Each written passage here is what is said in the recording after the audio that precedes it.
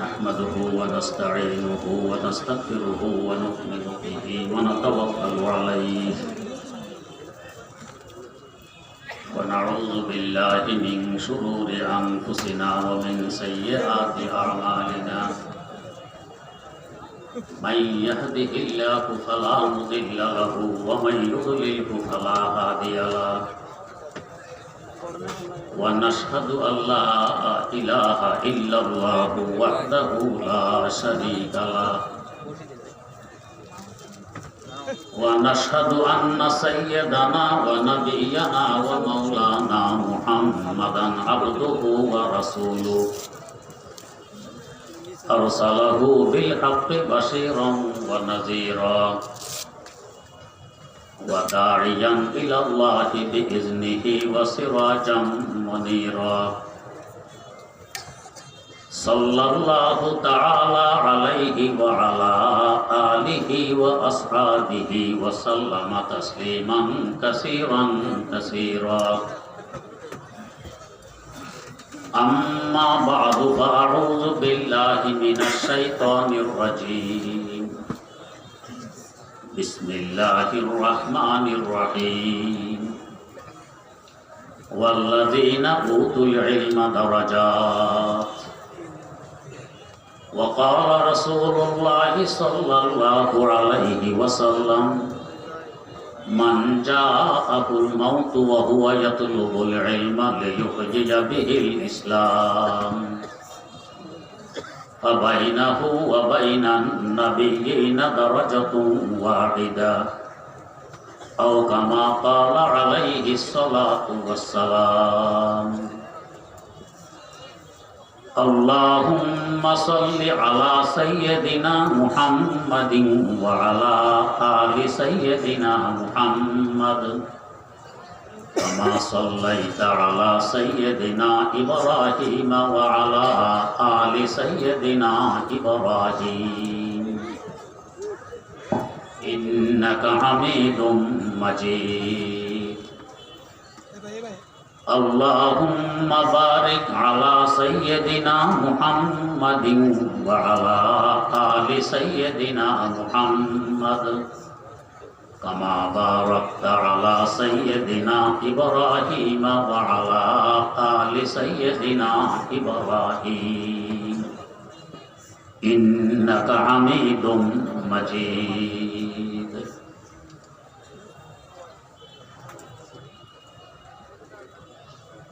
একটি ঐতিহ্যবাহী শিক্ষা প্রতিষ্ঠান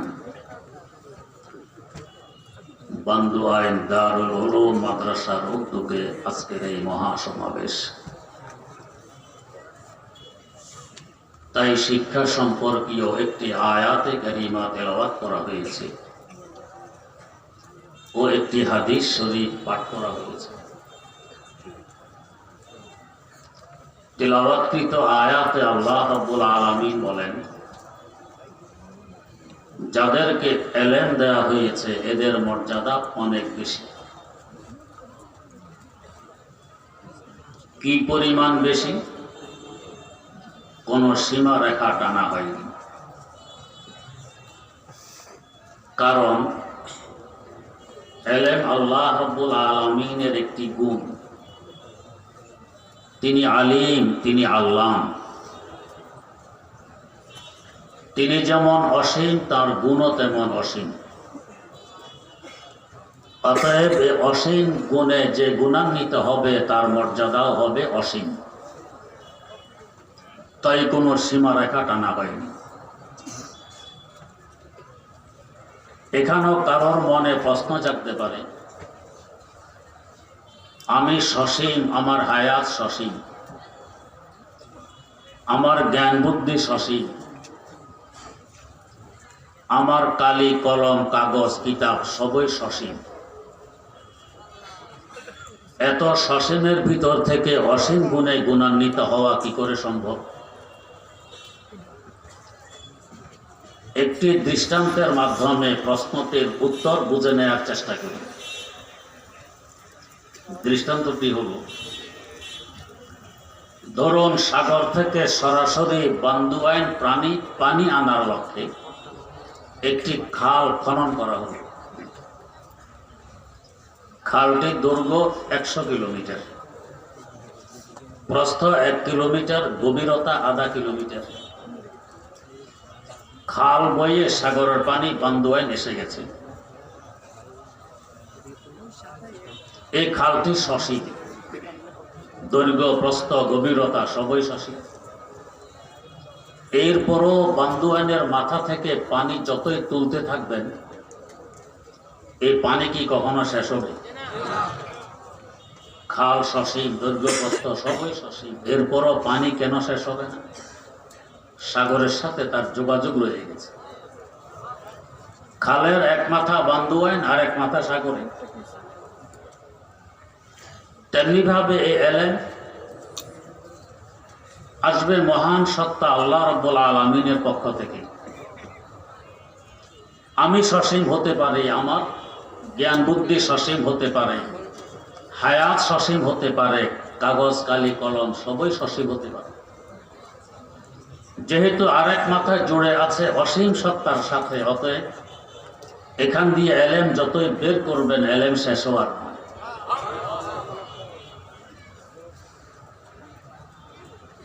না হোসেন আসগায়তে দারাদ না সাদি রাসাকুন পায়া, না হোসেন আসগায়তে দারাদ না সাদি রাসাকুন পায়া, বমিরা তৃষ্ণা মুস্তাসকি দরিয়া হাম চুনা বাকি। এই মহাসাগরের কোনো কুল কিনারা নেই, অসীম সাগর। দ্বিতীয় নম্বরে বুঝার বিষয়, যাদেরকে এলেম দেওয়া হয়েছে তাদের মর্যাদা অনেক বেশি, কই বেশি। ছোট্ট শিশু যখন মক্তবে যায়, বান্দোয়ায় নুরানি মাদ্রাসায় আসে, ওস্তাদ তাকে বলেন পড়ো আলিফ। ওস্তাদের জবান থেকে আলিফ শব্দটি প্রথমে ছোট্ট শিশুর কানে পড়ে, তার মানে কান সর্বপ্রথম আলেম হয়। ওস্তাদের এলেম প্রথমে কানে আসে, কান হয় আলেম। আল্লাহ পাক চাইলে কান আমাদের হাঁটুতেও দিতে পারতেন, ওখান দিয়ে শুনতেন। সেখানে না দিয়ে মাথার দুই পাশে কেন দিলেন?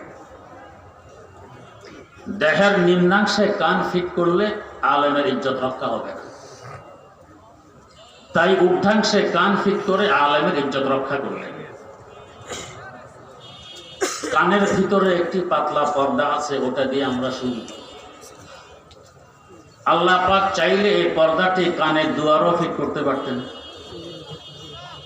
সেখানে না করে এত ভিতরে করলেন যেখানে আমাদের আঙ্গুলের মাথাও পৌঁছে না। এর রহস্য কি? কানের দুয়ারে ফিট করলে খোঁচাখাচি লাগতে পারে, আলেমের কষ্ট হতে পারে। আল্লাহ পাক ভিতরে ফিট করলেন, আলেমের নিরাপত্তার ব্যবস্থা করে দিলেন। আমরা যখন ঘুমাই, রাতের বেলায় বাতিও থাকে বন্ধ, ঘুমন্ত ব্যক্তি থাকে অচেতন। এই সুযোগে বিভিন্ন পোকামাকড়, পিপিলিকা ইত্যাদি কানের ভিতরে ঢুকে বাসা বাড়ি যত বানাইতে পারে। কিন্তু আজ পর্যন্ত কেউ শুনেছেন না, কোনো পত্র পত্রিকায় দেখেছেন যে অমক ঘুমন্ত ব্যক্তির কানের ভিতরে পিপিলিকা বাসা বানিয়ে ফেলেছে? শোনেন। কেন শুনলেন? সুযোগ তো আছে। আমার আল্লাহ কানের দুয়ারে ফেরেশতা বসায় রেখে দিয়েছে, যে ভিতরে একজন আলেম আছে, এই ধরনের পোকামাকড় ভিতরে ঢুকতে দেয়া যাবে না, তুমি পাহারাদারি করবে। এই ধরনের ফেরেশতাদেরকে শরীয়তের পরিভাষায় বলা হয় হাফাজা। আমরা যখন নামাজের সালাম ফিরাই ডানে এবং বাঁয়ে, ডানে সালাম ফিরানোর সময় নিয়ত করতে হয় আমার ডান দিকে যে মুসল্লিগণ আছেন, ইমামও যদি আমার ডান দিকে থাকেন তাদের নিয়ত। এর পাশাপাশি হেদায়াতেও লেখা আছে ওয়ায়ানবিল হাফাজা, দেহরক্ষী ফেরেশতাদেরও নিয়ত করতে হবে, এরা আমাকে রক্ষণাবেক্ষণ করে। ওস্তাদের জবান থেকে আলিফ শব্দ শোনার পর ছোট্ট শিশুটি নিজের জবান ব্যবহার করে পড়ে আলিফ, তার মানে 2 নম্বরে আলেম হয় আমাদের জবান, আমাদের জিহ্বা। আল্লাহ পাক চাইলে জিহ্বা হাঁটুতে দিতে পারতেন, ওখান দিয়ে আমরা কথাবার্তা বলতাম। সেখানে না দিয়ে দেহের ঊর্ধ্বাংশে কেন দিলেন? নিম্নাংশে দিলে আলেমের ইজ্জত রক্ষা হবে না, আলেমের ইজ্জত রক্ষার্থে ঊর্ধ্বাংশে দিলেন। এর পাশাপাশি একটি সংরক্ষিত ঘরের ভিতরে থাকার ব্যবস্থা করে দিলেন। জিহ্বাতে আমাদের মুখের ভিতরে সংরক্ষিত একটি ঘর, এর সাথে তার চতুর্পার্শ্বে 32 জন পুলিশ দাঁড় করাই রেখে দিলেন। যখন 2 মায়ের দাঁত একত্রিত করা হয়, বাইরে থেকে সহজে কিছু জিহ্বা পর্যন্ত পৌঁছতে পারবে, এরা পাহারাদারি করে। এখানে কেউ প্রশ্ন করতে পারে,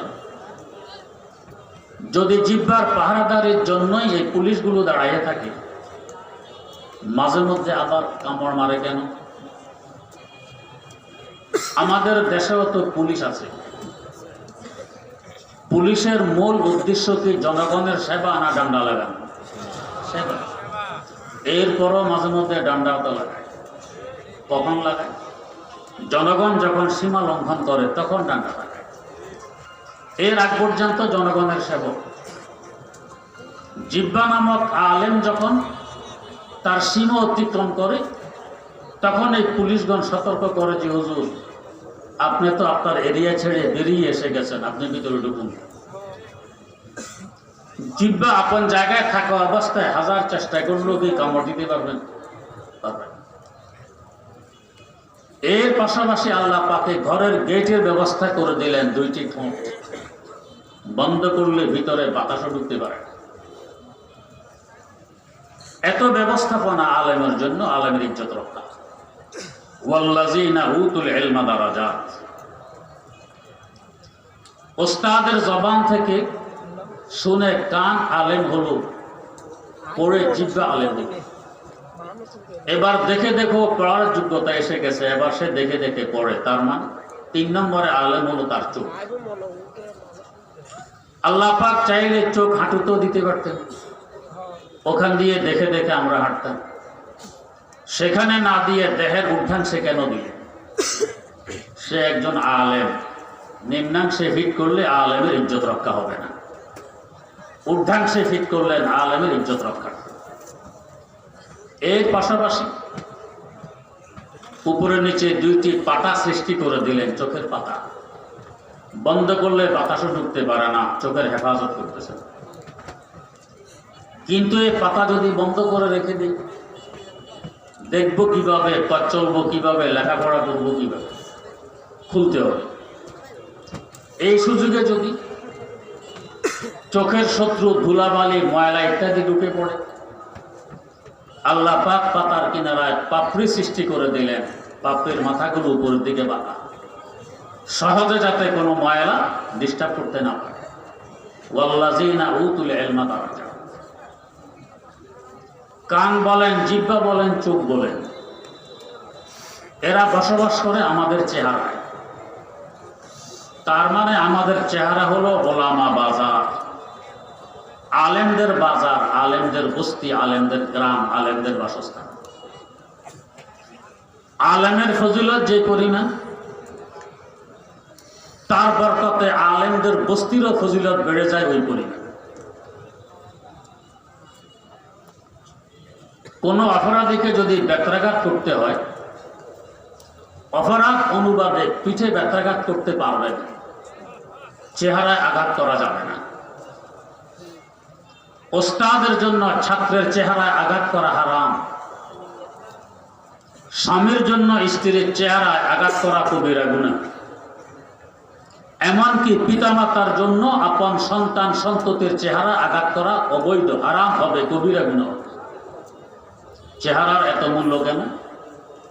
আলেমদের বস্তি। যেই বস্তিতে, যে এলাকায় আলেমরা বসবাস করেন, যে এলাকায় আলেমের পদধূলি পড়ে, যে এলাকায় আলেমের সেজদা সংঘটিত হয়, যে এলাকায় আলেমের চোখের পানি চলে, এলাকার মূল্য বেড়েছে। আমার ওস্তাদ কায়েদে মিল্লাত হযরত মাওলানা হাফিজ হুজুর রাহিমাহুল্লাহ ঢাকা দোহার থানা শিলাকোঠা এমদাদুল উলুম মাদ্রাসার মাহফিলে যাচ্ছেন।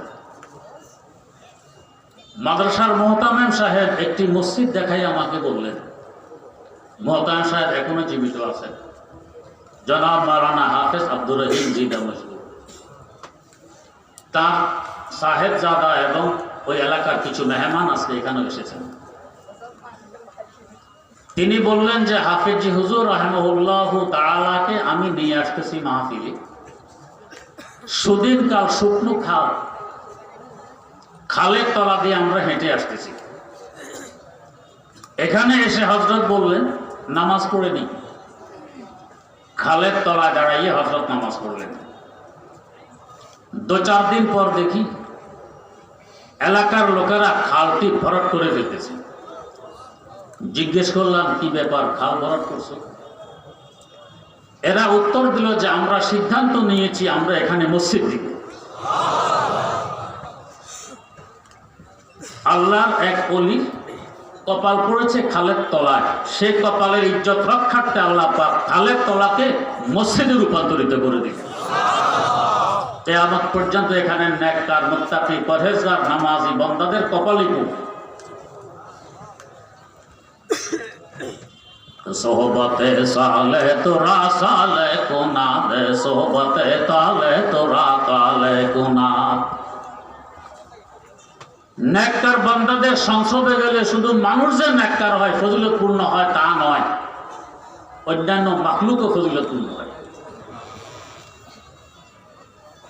বুখারী শরীফে একটি হাদিস আছে, বনি ইসরাইলের এক ডাকাত মানুষ খুন করে মাল লুট করত। এভাবে খুন করতে করতে তার খুনের সংখ্যা দাঁড়ায় 99। এখন তার অন্তরে ভয় ঢুকে, আমি 99 ব্যক্তির খুনি, আমার অবস্থা কি হবে? তওবার নিয়তে একজন আলেমের শরণাপন্ন হয়। বনি ইসরাইলের ডাকাত, ওই যুগের আলেম, ইহুদিদের। গিয়ে বলছে হুজুর আমি 99 ব্যক্তির খুনি, মাপ পেতে চাই, আমার জন্য কি মাপ পাওয়ার কোনো ব্যবস্থা আছে? আলেম ছিলেন ছোট্ট কাঁচা, নিরাশ করে ফেললেন। আরে বাপ রে বাপ, 99 ব্যক্তির খুনি তুমি, তোমার আবার কিসের মাপ? বেচারা নিরাশ হয়ে দেখল আমার যখন মাপ হবে না, তওবাই কবুল হবে না, এই মৌলভী সাহেবকে রেখে আর কি গান। তলোয়ার দিয়ে তাকেও দুটো। কিছুদিন পর আবার ভয় ঢোকে, আমি 100 লোকের খুনি, আমার ভবিষ্যৎ কি হবে? আরেকজন আলেমের শরণাপন্ন হয়। ওই আলেম ছিলেন বড় বিজ্ঞ আলেম। ডাকাত যে দরবারে ক্ষমা চাইতে এসেছে ওই দরবারের হাবভাব সম্পর্কে অবগত। তিনি আশ্বস্ত করলেন যে হ্যাঁ, এই দরবারের ডাক হলো লা তাকনাতু মির রাহমাতিল্লাহ, আল্লাহর রহমত থেকে কেউ নিরাশ হবে না। এই দরবারের ডাক হলো বাজ হার আঁচে হাসতি বাজ হার আঁচে হাসতি বাজ গর্বাতে লোগ ইবরো বুতপুরুস্তি বাজ। ও আমার ভাগুড়ে গোলাম, যত দূরে ভেগে যাও না কেন ফিরে আসো, আমি এখনো তোমার অপেক্ষায় আছি। এই দরগাহে মা দরগাহে না উম্মেদ নিস সদবার আগার তওবা শিকাস্তি বাজা। ও ভাগুড়ে গোলাম, আমার এই দরবার নিরস্বতার দরবার নয়। শত সহস্রবারও যদি তওবা ভঙ্গ করো তারপরও ফিরে আসো, আমি তোমার অপেক্ষায় আছি, ক্ষমা করতে প্রস্তুত। তার রহমতের সাগরত্ব কোনো কুল কিনারা নেই। সৈয়দ আব্দুল কাদের জিলানী রহমতুল্লাহ আলাইহি দোয়া করতেছেন, জুনুবি কামাউজিল বাহরে বাল হিয়া আকসারুহু জুনুবি কামাউজিল বাহরে বাল হিয়া আকসারুহু কুল্লুহা কাল জিবালে বাল হিয়া আকবারুহু। আল্লাহ, তোমার সৃষ্টি জগতের দিকে তাকাইবে, আমার থেকে বড় গুনাহগার কাউকে নজরে আসে না। আল্লাহ, কে বলতেছে? যাকে জগৎবাসী বড় পীর বলে আখ্যায়িত করে। আর আমরা কি মনে করি? আমি তো দুধের দোয়া মানুষ, অমকখানে যে গজব অবতীর্ণ হয়েছে অমকের অপরাধের কারণে হয়েছে, আমার কোনো অপরাধ নেই। এমন ব্যক্তিকেও আমি দেখেছি নামাজ পড়ে না, বলতেছে নামাজ না পড়লে না পড়ি, আমার কোনো গুনাহ নেই। চিন্তা কর, নামাজ পড়ে না, এরপরও কোনো গুনাহ নেই। আর হযরত জিলানী বলতেছেন আমার মতো এত বড় গুনাহগার তো কাউকে নজরে আসে না, দেখা যায়। আগে বলছেন আল্লাহ, আমার গুনাহগুলো সংখ্যার দিক দিয়ে এই পরিমাণ যেন সাগরের তরঙ্গ, বরং সাগরের ঢেউ আর তরঙ্গ থেকে আমার গুনাহ আরো বেশি। আকারের দিক দিয়ে আমার গুনাহগুলো এত বড় যেন হিমালয় পর্বত। এরপরে বলতেছেন ওয়ালাকিন ইনদাল কারীম ইযা আখা, ওয়ালাকিন ইনদাল কারীম ইযা আখা কাজানাহিল বাউজাতে বাল হিয়া আসগারুহু। তবে আল্লাহ, আমি তো এমন এক দরবারে ধর্ণা দিয়েছি যে দরবারে রহমতের সাগর, দয়ার সাগর এত বড়, এখানে আমার সাগরের তরঙ্গ তুল্য পাহাড়ের মতো অসংখ্য বড় বড় গুনাহগুলো ছেড়ে দিলে মশামাছির পাখার মতো তো মনে হবে না। তাই আমি আশাবাদী, আমি নিরাশ নই।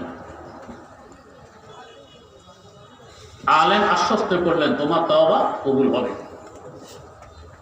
তবে তোমাকে একটি শর্ত পূরণ করতে হবে। কি শর্ত? ওই যে একটি বস্তি দেখা যায়, গ্রাম দেখা যায়, এটা আলেম ওলামাদের গ্রাম, আল্লাহ ওয়ালাদের বস্তি। সেখানে গিয়ে তোমাকে তওবা করলে তওবা কবুল হবে। ডাকাত রওনা করেছে ওই বস্তির দিকে। কিছু দূর যাওয়ার পর তার হায়াত পুড়িয়ে যায়, হাঁটার শক্তি হারিয়ে ফেলে, পড়ে যায় মাটিতে।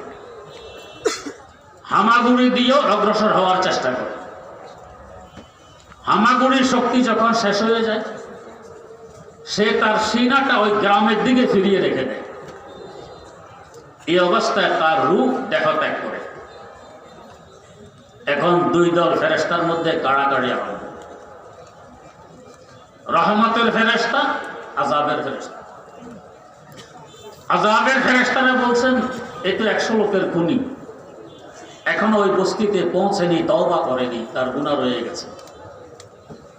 অতএব তার রূহ আমরা নিয়ে সিজ্জিনে রাখবো। রহমতের ফেরেশতারা বলছেন সে তো রওনা করেছে ওই বস্তিতে পৌঁছার নিয়তে। আল্লাহ পাক হায়াত দিলে তো পৌঁছতো, আল্লাহ পাক হায়াত দেননি, তাই পৌঁছতে পারেনি। পৌঁছলে তো তওবা করত, তওবা করলে তওবা কবুল হয়ে যেত। অতএব তার রূহ আমরা নিয়ে ইল্লিয়িনে রাখবো। আল্লাহ পাক সব দেখতেছেন, বুঝতেছেন, শুনতেছেন, জানতেছেন। আরেকজন ফেরেশতাকে ডেকে পাঠালেন, যাও এদের কারাগারে মীমাংসা করে আসো। ফেরেশতা জানতে চাইলেন আল্লাহ কোন ফর্মুলার ভিত্তিতে মীমাংসা করব, মীমাংসার নীতি কি হবে। আল্লাহ পাক ফর্মুলা জানিয়ে দিলেন। ডাকাত যেখান থেকে রওনা হয়েছে ওখান থেকে মাপতে মাপতে যেখানে গিয়ে মারা গেছে ওখান পর্যন্ত পৌঁছবে। অতঃপর মারা যাওয়ার জায়গা থেকে মাপ দিতে দিতে ওই আল্লাহ ওয়ালা আলেম ওলামাদের গ্রাম পর্যন্ত পৌঁছবে। এরপর তুলনা করে দেখবে কোন দিকের রাস্তা লম্বা। যদি দেখো সামনের দিকের রাস্তা লম্বা, তার অর্থ হবে এখনো সে তওবা থেকে দূরে আছে, তখন তার রূহ আযাবের ফেরেশতাকে দিয়ে দিও। আর যদি তার বিপরীত দেখো, পিছনের রাস্তা লম্বা, সামনের রাস্তা কম, তার অর্থ হবে তওবার দিকে অধিক এগিয়ে গেছে, তখন তার রূহ রহমতের ফেরেশতাকে দিয়ে দিও। ফেরেশতা এই ফর্মুলার নীতি নিয়ে আসতেছেন, সিদ্ধান্ত দিবে। আমার আল্লাহ তো দয়ার সাগর। তাই কোন আল্লাহর ওলি বললেন, আয় রব তু কারিমি ও রাসূলে তু কারিমি, আয় রব তু কারিমি ও রাসূলে তু কারিমি, সদ শুকর কে হাসতে মুমিয়ানে দু কারিমি, সদ শুকর কে হাসতে মুমিয়ানে দু কারিমি। আল্লাহ তুমি এক মেহেরবান খোদা, তোমার হাবিব আরেক মেহেরবান রাসূল, দুই মেহেরবানের মধ্যখানে আমরা গুনাহগার উম্মত, আমরা আশাবাদী, আমরা নিরাশ নই। দুই মেহেরবান মিলে কি আমাদেরকে ফেলে দিতে পারে? আল্লামা হালি তাই মুসাদ্দাসের মধ্যে লিখেছেন, हम नेक हैं या बद हैं फिर आखिर है तुम्हारे, हम नेक हैं या बद हैं फिर आखिर है तुम्हारे, निस्बत बहुत अच्छी है मगर हाल बुरा है, निस्बत बहुत अच्छी है मगर हाल बुरा है। আল্লাহ আমরা নেককার হই আর বদকার হই, আমাদের সম্বন্ধ অনেক ঊর্ধ্বে। তোমার দিকে সম্বন্ধ দেখলে দেখা যায় আমি তোমার বান্দা, তোমার হাবিবের দিকে সম্বন্ধ করলে আমি তার উম্মত। তাই আমি আশাবাদী, আমি নিরাশ নই। ফেরেশতা নীতি নিয়ে আসতেছেন রাস্তা মাপ দিয়ে। বাস্তবে পিছনের রাস্তা কম, সামনের রাস্তা বেশি। দেয়া ফর্মুলা অনুযায়ী তার রূহ আযাবের ফেরেশতারা নিয়ে সিজ্জিনে রাখবে, লোকটি জাহান্নামী হবে। আমার আল্লাহ রহমতের সাগর তো কুল কিনে রাখে। ফেরেশতা আসার আগে আগে আল্লাহ পাক পিছনের রাস্তাকে আদেশ করলেন, ও রাস্তা তুই লম্বা হয়ে যা। সামনের রাস্তাকে হুকুম দিলেন, ও রাস্তা তুই খাটো হয়ে যা। হুকুম পাওয়া মাত্র পিছনের রাস্তা লম্বা, সামনের রাস্তা খাটো।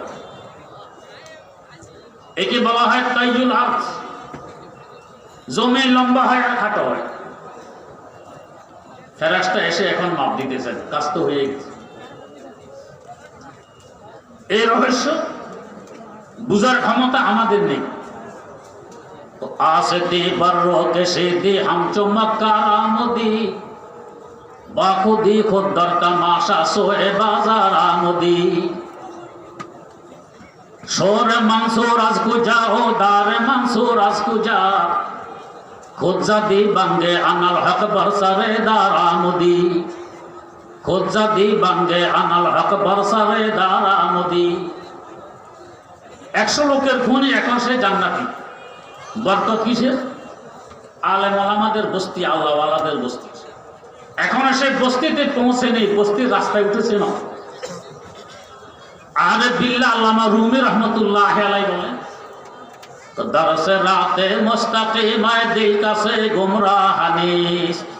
বান্দা তোমার আমার মতো দুর্বলের পক্ষে নিজ শক্তি ব্যবহার করে গন্তব্যে পৌঁছা কি আদৌ সম্ভব? তুমি চেষ্টা করে সিরাতে মুস্তাকিমে কদম রাখো, গন্তব্যে তো আমার আল্লাহর রহমত পৌঁছাই দিবে। আলেম ওলামাদের বস্তিতে পৌঁছে নেই, বস্তির রাস্তায় উঠেছে। বস্তির রাস্তার বরকতে 100 লোকের খুনি এখন জান্নাতে। এই দারুল উলুম বান্দুয়ান মাদ্রাসার নেই, মাদ্রাসাগুলো হলো আলেম ওলামাদের বস্তি। এখানে আলেমরা বসবাস করেন। এই প্রতিষ্ঠানের সুবাদে দেশ বিদেশের বহু বুজুর্গ আলেম ওলামার পদধূলি এখানে পড়ে। সেজদা এখানে সংগঠিত হয়, চোখের পানি এখানে ঝরে। এই জায়গার মূল্য অনেক বেশি। মূল্যবান জায়গার সাথে সম্পর্ক রাখলে মূল্য বাড়ে। আল্লাহ মাহফুজ যদি কেউ বিদ্বেষ পোষণ করে, শত্রুতা পোষণ করে, ধ্বংস হয়ে যায়। আল্লাহ পাক দুনিয়া তো দেখাইয়ে দেয় আলেম ওলামার বিরুদ্ধাচারণকারী, আলেম ওলামার বিদ্বেষী, মাদ্রাসার বিদ্বেষী, এটা দুনিয়াতে ধ্বংস হয়ে যায়। আল্লামা রুমি লিখেছেন, চৌকদা খাক হাদকে পর্দা কাজ দৌরাত, মায়লা সুন্দর করনা এনে কাঁবরাত, মায়লা সুন্দর করনা এনে কাঁবরাত। আল্লাহ যদি কাউকে ধ্বংস করতে চান তো নেককার আল্লাহওয়ালা আলেম ওলামাদের বিরুদ্ধে লাগাই দেন। যখনই দেখবেন কেউ আলেম ওলামাদের বিরুদ্ধাচারণ করে, নেককার বান্দাদের কুৎসা রটায়, বুঝবেন তার ধ্বংস অনিবার্য। তো বলছিলাম আমাদের চেহারা আলেম ওলামাদের বস্তু। কান বলেন, জিহ্বা বলেন, চোখ বলেন, এগুলোকে নিয়ন্ত্রণ করে আমাদের ব্রেন। তার মানে ব্রেন হলো ওস্তাদুল ওলামা, আলেমদেরও ওস্তাদ। তাই ব্রেনকে আল্লাহ পাক স্থান দিলেন সকলের উদ্দিকে, ইজ্জত আরো বেশি দিলেন। তো দিলেন, হেফাজত কি পরিমাণ করলেন? আমাদের মগজের উপরে পাতলা একটি আবরণ থাকে, তার উপরে হাড়ের ওয়াল, এর উপরে চামড়ার বেড়া, এর উপরে চুলের চাল। একটা হেফাজত। চুলের উপরে বরফের টুকরা রাখলেও সাথে সাথে ঠান্ডা অনুভব হবে না। কোন শত্রু ব্রেন পর্যন্ত ডুববে, কোন দুয়ার জানালা নেই। এত সংরক্ষিত এলাকায় আল্লাহ পাক থাকতে দিলেন কেন? সে ওস্তাদুল ওলামা, আলেমদের ওস্তাদ। আবার এই ব্রেনকেও পরিচালনা করে আমাদের হাত, আমাদের কলম। কলবকে স্থান দিলেন সিনার ভিতরে। সিনাকে আরবিতে বলে সদর। সদর মানে প্রেসিডেন্ট। প্রেসিডেন্ট থাকেন রাজধানীতে, রাজধানী হয় দেশের মধ্যখানে, দেশের কিনারায়। বর্ডারের রাজধানী হলে যে কোনো সময় শত্রু আক্রমণ করে রাজধানী দখল করতে পারলেই তো দেশ দখল হয়ে যায়। তাই রাজধানী থাকে দেশের মধ্যখানে। পায়ের গোড়া দিয়ে কেটে ফেলে দিল, চিকিৎসা করলে আপনি বাঁচবেন, মরবেন না। কিন্তু এর উপরের অঙ্গ, পেট কেটে ফেলে দিলে বাঁচবেন না, সিনা কেটে ফেলে দিলে বাঁচবেন না, মাথা কেটে ফেলে দিলে বাঁচবেন না। তা মূল দেহ, এই মূল দেহের মধ্যখান হলো সিনা। এর ভিতরে আল্লাহ পাক কলবকে থাকার ব্যবস্থা করলেন। কেন? সে উস্তাদুল আসাদেজা, ওস্তাদেরও উস্তাদ। গরু ছাগল জবাই করলে দেখবেন কত পর্দার ভিতরে সংরক্ষিত এলাকায় সিনা কলব বসবাস করে, হাত বসবাস করে। এখানে কারো সন্দেহ থাকবে? আমরা দেখি জ্ঞান বুদ্ধির মূল হইল ব্রেন, আপনি বলেন কলব। আমি বলি না, আমার আল্লাহ বলেন। আল্লাহ বলেন লাহুম কুলুবুন লা ইয়াফকাহুনা বিহা।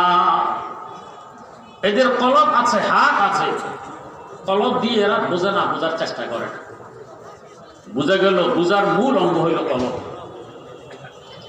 প্রশ্ন জাগবে, মনে হয় কথাটি অবাস্তব। আমরা দেখি মূল হলো ব্রেন, আল্লাহ বলেন কলব, আল্লাহ বলেন হাত, মনে হয় অবাস্তব। ইসলাম বাস্তবসম্মত একটি দিন, অবাস্তব কোনো কথা এই দিনে পাওয়া যাবে না। এই কথাটি মনে হয় অবাস্তব। একটি ছোট্ট ঘটনার মাধ্যমে প্রশ্নটির উত্তর বোঝার চেষ্টা করি। আমাদের বাংলাদেশে বর্তমানে হাদিস বিষয়ে যাকে সবচেয়ে বড় আলেম মনে করা হয়, বাস্তবেও তিনি এই বিষয়ে সবচেয়ে বড় আলেম। আলহামদুলিল্লাহ, তিনার বাড়ি আমাদের দেশে, বেশি দূরে নয়, সরসপুর। তিনি হলেন জনাব মাওলানা আব্দুল মালেক সাহেব। আমরা একই মাদ্রাসায় লেখাপড়া করেছি। তিনি আমাকে তার একটি ঘটনা শুনিয়েছেন। ঘটনাটি হল, তিনি যখন ছোট, তার আব্বা তাকে নিয়ে উজানির হজরতের ওয়াজ মাহফিলে যান।